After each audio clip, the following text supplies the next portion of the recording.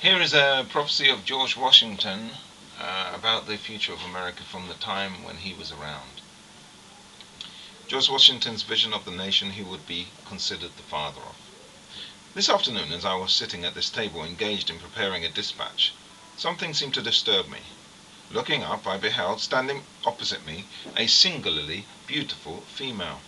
So astonished was I, for I had given strict orders not to be disturbed, that it was some moments before I found language to inquire the cause of her presence.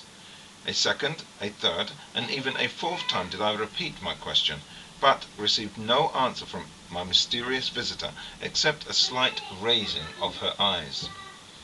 By this time I felt strange sensations spreading through me. I would have risen, but the riveted gaze of the being before me rendered volition impossible. I essayed once more to address her, but my tongue had become useless, as though it had become paralyzed. A new influence, mysterious, potent, irresistible, took possession of me. All I could do was to gaze steadily, vacantly at my unknown visitor. Gradually, the surrounding atmosphere seemed as if it had become filled with sensation and luminous. Everything about me seemed to rarefy, the mysterious visitor herself becoming more airy and yet more distinct to my sight than before. I now begin to feel as if one dying, or rather, to experience the sensations which I have sometimes imagined accompany dissolution. I did not think, I did not reason, I did not move. All were alike impossible. I was only conscious of gazing fixedly, vacantly, at my companion. Presently I heard a voice saying, "Son of the Republic, look and learn." While at the same time my visitor extending her arm eastwardly, I now beheld a heavy white vapor at some distance rising fold upon fold.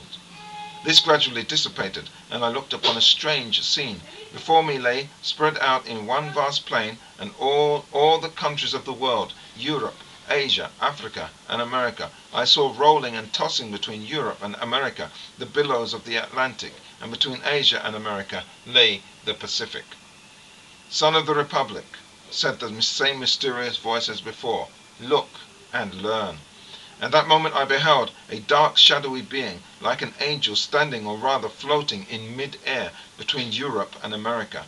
Dipping water out of the ocean in the hollow of each hand, he sprinkled some upon America with his right hand, while with his left he cast some on Europe. Immediately a cloud raised from these countries and joined in mid-ocean. For a while it remained stationary, and then moved slowly westward until it enveloped America in its murky folds. Sharp flashes of lightning gleamed through it at intervals, and I heard the smothered groans and cries of the American people. A second time the angel dipped water from the ocean, and sprinkled it out as before. The dark cloud was then drawn back to the ocean, in whose heaving billows it sank from view. A third time I heard the mysterious voice saying, "Son of the Republic, look and learn." I cast my eyes upon America, and beheld villages and towns and cities springing up one after another, until the whole land from the Atlantic to the Pacific was dotted with them. Again I heard the mysterious voice say, "Son of the Republic, the end of the century cometh, look and learn." At this the dark shadowy angel turned his face southward, and from Africa I saw an ill-omened spectre approach our land. It flitted slowly over every town and city of the latter. The inhabitants presently set themselves in battle array against each other. As I continued looking, I saw a bright angel on whose brow rested a crown of light, on which was traced the word Union, bearing the American flag, which he placed between the divided nation, and said, "Remember, ye are brethren." Instantly the inhabitants, casting from them their weapons, became friends once more, and united around the national standard. And again I heard the mysterious voice saying, "Son of the Republic, look and learn." At this the dark shadowy angel placed a trumpet to his mouth, and blew 3 distinct blasts, and taking water from the ocean, he sprinkled it from upon Europe, Asia, and Africa. Then my eyes beheld a fearful scene. From each of these countries arose thick black clouds that were soon joined into one. Throughout this mass there gleamed a dark red light by which I saw hordes of armed men who, moving with the cloud, marched by land and sailed by sea to America. Our country was enveloped in this volume of cloud, and I saw their vast armies devastate the whole country and burn the villages, towns, and cities that I beheld springing up. As my ears listened to the thundering of the cannon, clashing of swords, and the shouts and cries of millions in mortal combat, I heard again the mysterious voice saying, "Son of the Republic, look and learn." When the voice had ceased, the dark shadowy angel placed his trumpet once more to his mouth and blew a long and fearful blast. Instantly a light as of 1,000 suns shone down from above me, and pierced and broke into fragments, and the dark cloud which enveloped America.